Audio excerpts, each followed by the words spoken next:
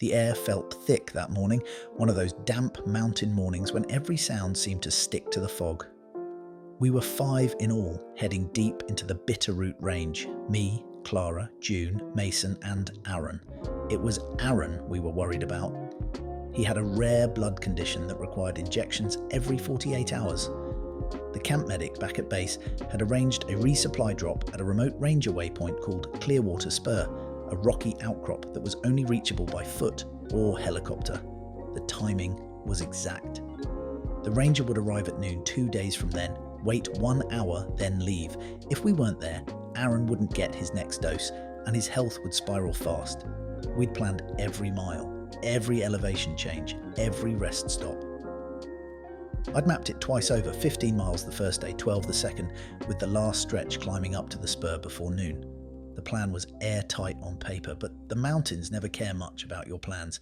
The first day started smooth enough.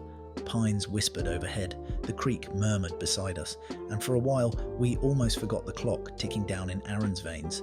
He tried to act normal, cracking jokes about ranger movies and how he'd probably end up with a medal for bravery under bureaucracy. But around midday, I caught him leaning on his trekking pole, sweat pouring down his neck though the air was cool. Clara noticed too. She was a nurse, which helped, but her glance told me what I didn't want to hear. He wasn't going to hold up well under stress. We picked up the pace, eating jerky and granola as we walked. The trail began to climb, winding between cliffs of granite slick with moss. The map had marked a stream crossing there, nothing major, but when we reached it, the stream was a roaring mud-brown torrent. The weak storms had turned it into something ugly and fast. Mason cursed under his breath. "That's not crossable without a rope," he said. He was right. We wasted half an hour scouting upstream for a safer crossing, the minutes sliding away like water through our hands. By the time we found a narrow log bridge, a half-rotted pine that someone had dragged across seasons ago, the daylight was already thinning. June went first, light and quick, arms out for balance. Mason followed, steady as a mountain goat. Then Aaron. He slipped halfway across, and for one heart-stopping moment his body tilted toward the current. I lunged forward, grabbing his pack strap and yanking him upright. He gave me a weak grin. "Still good," he said, though his lips were pale. We made camp on the far bank as the fog rolled in, silent as ghosts. I checked the map again by headlamp, the ink lines shimmering under the moisture. We were already 2 miles behind schedule. Tomorrow we'd have to make them up, or not make it at all. I barely slept that night. The rain came in bursts, drumming against the tarp, soaking through the ground sheet until my back felt the chill seep into my bones. I kept checking my watch. Every hour closer to dawn felt like sand slipping through a narrow neck of glass. When I finally crawled out at first light, the fog was thick enough to swallow sound. The trees stood like grey silhouettes, their tops vanishing into cloud. Clara was already kneeling beside Aaron, checking his pulse. He looked worse, face pale, lips dry. "He's holding steady," she whispered, though I could see the worry in her eyes. "But his reserves are running low. We need to keep him warm and hydrated." Mason handed her the last packet of electrolyte mix without a word. No one said it aloud, but we all knew if we didn't reach Clearwater Spur before noon tomorrow, that ranger might as well be a ghost. We broke camp fast. June led, her compass swinging from her neck, and I kept the map dry under my jacket. The trail turned vicious. Rain had chewed deep ruts into the earth, and half the switchbacks were slick with clay. Every boot step threatened to slide out from under us. Once, Mason lost footing and went down hard, his pack nearly carrying him down the slope. We pulled him up, shaking mud off our hands and pressed on. The hours became a blur of exertion. Wet socks, laboured breathing, the sound of water dripping endlessly from the canopy. Around noon, we reached the ridgeline, where the world opened into grey valleys and mist-shrouded peaks. It should have been beautiful, but all I saw was how far we still had to go. The waypoint lay beyond 2 valleys and a narrow gorge called Eagle's Mouth. At the gorge, the trail vanished beneath a landslide. A whole wall of shale and pine had collapsed, erasing the route completely. Mason dropped his pack with a curse. June squinted at the map.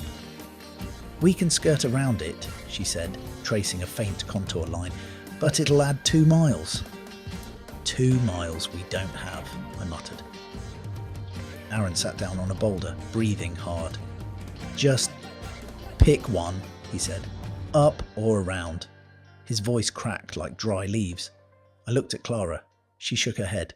He won't make a long detour. That left the steep way, the half-visible path clawing straight up through the debris. It was risky. One wrong step, and a boot could slide, a bone could snap. But the clock was merciless. We climbed, hands gripping cold rock, lungs burning, packs dragging at our shoulders. Every few minutes, I checked my watch, feeling the seconds press like a pulse in my throat. When we finally hauled ourselves over the last ridge, it was nearly dusk. The valley below was shadowed, the faint trail winding toward our next camp. We'd made up the lost miles, but at a cost. Aaron stumbled twice before we even reached flat ground. That night, as I sat by the fading fire, I could hear his breathing rasp in the dark. The wind carried it like a reminder. We were running out of time. Morning came thin and grey, the air brittle with cold. I drifted in and out of sleep, every doze, broken by the sound of Aaron coughing. When I finally sat up, the first thing I saw was Clara kneeling beside him, syringe in hand. His last backup dose, the one meant to stretch him to the rendezvous. She'd given it early. It'll buy him maybe 16 hours, she said quietly, glancing at me over her shoulder. No more. 16 hours. I did the math in my head. 7 miles left, heavy terrain and one fading man. If we hit every mark, we could reach Clearwater Spur just before noon. If not, well, I didn't finish the thought. We packed in silence, each movement deliberate, efficient. Mason took most of Aaron's gear without argument. June tightened the straps on her pack and started leading before anyone said a word. The mountains were watching us now.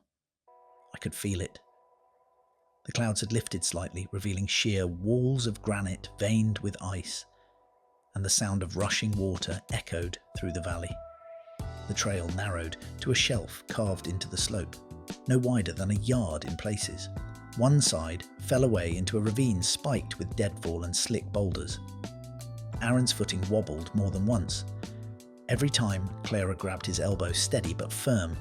We moved slow, painfully slow, until June called back from ahead. Trail splits here, ridge route or river bend. I jogged up to her, map out. The ridge was direct but exposed. The river bend wound through thicker forest, longer but safer footing. The sky was already dimming with storm clouds. I didn't hesitate. Ridge route, I said. We can't lose another hour. The wind hit us. As soon as we climbed above the tree line, it tore at our jackets and howled through the rock gaps. Dust stung our eyes and the temperature dropped fast. Every breath felt thinner, sharper. At one point, a gust nearly knocked June off balance. Mason lunged, catching her pack before she tumbled sideways. Aaron was barely speaking now, face pale under a sheen of sweat. Clara walked beside him, murmuring encouragement that he probably didn't hear. I checked my watch again. 10:42. We still had miles to go, but if the terrain leveled out, maybe, just maybe, we could make it. Then the thunder rolled, a deep metallic growl that made the ground hum beneath our boots. I looked up and saw a wall of rain marching across the far ridge, devouring the landscape in grey. The first drops hit a minute later, cold as needles. The rocks turned slick, treacherous. June yelled something lost in the wind. Mason shouted back, "Shelter! We need shelter!"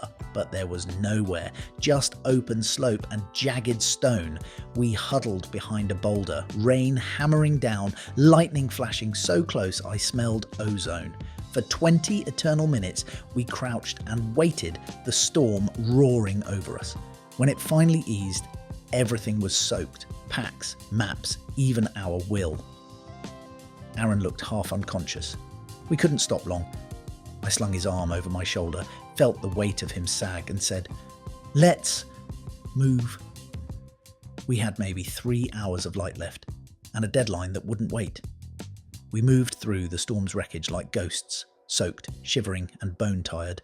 The ridge gave way to a descent so steep we had to crab walk half of it, sliding through mud and shattered shale. Every step jarred my knees. Every slip sent a rush of panic through my chest. But I didn't dare stop. Aaron's breathing had turned shallow and ragged, and Clara's voice had taken on that clipped, professional edge she used when things got serious. "Keep him upright," she said. "He's close to hypoglycemia. He needs warmth and sugar." Mason fished through his pocket and pressed a melted chocolate bar into her hand.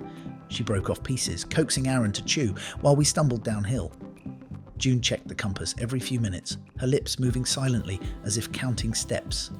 The trail was half erased, just mud tracks and bent ferns leading into the valley. But the direction felt right, east by northeast, toward Clearwater Spur. We reached the tree line again as twilight bled across the clouds. The rain had eased into a fine drizzle, and the air smelled of pine resin and wet soil. My boots squelched with every step, and my shoulders burned from carrying Aaron's weight. We stopped only once, at a stream swollen from the storm. I cupped a handful of cold water to my mouth and almost laughed. It felt like drinking straight from winter. When I looked up, Clara was watching me, her face pale in the fading light. "He's not going to make it if we slow down again," she said quietly. "We need to push through the night." That suggestion drew silence. Mason swore softly. June just nodded once, resigned. I glanced at my watch. 7:18. We had 17 miles behind us, maybe 4 to go. The ranger's window opened at noon tomorrow. "Then we move," I said. Night fell fast in those mountains. We hiked by headlamp, our beams cutting narrow tunnels of light through the mist. Every rustle beyond that glow made my nerves twitch, branches cracking, unseen creatures shifting in the brush.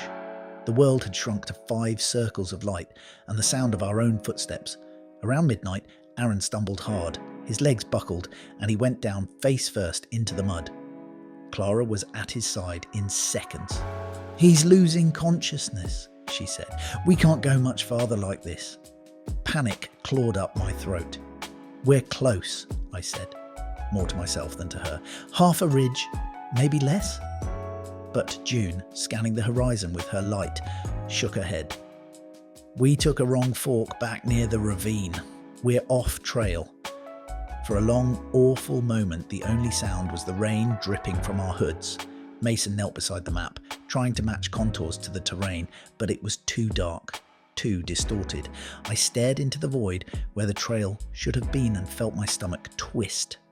Off trail. Lost, with hours left on the clock. Aaron stirred, weakly, his voice barely a whisper. "Don't stop." And somehow those 2 words snapped us back. We split the load, Mason carrying his pack, Clara guiding his steps, June navigating by compass and instinct. I led, praying each turn was the right one. The wind picked up again, carrying the smell of pine and distant rain, and then, somewhere ahead, the faintest flicker of light against the dark. A fire. Or a lantern. I didn't trust it at first, but I started moving faster. Maybe, just maybe, we weren't too late. At first, I thought my eyes were playing tricks. The rain had eased to a mist, and the light ahead trembled, fading and flaring as if caught between gusts of wind. I waved for the others, heart pounding.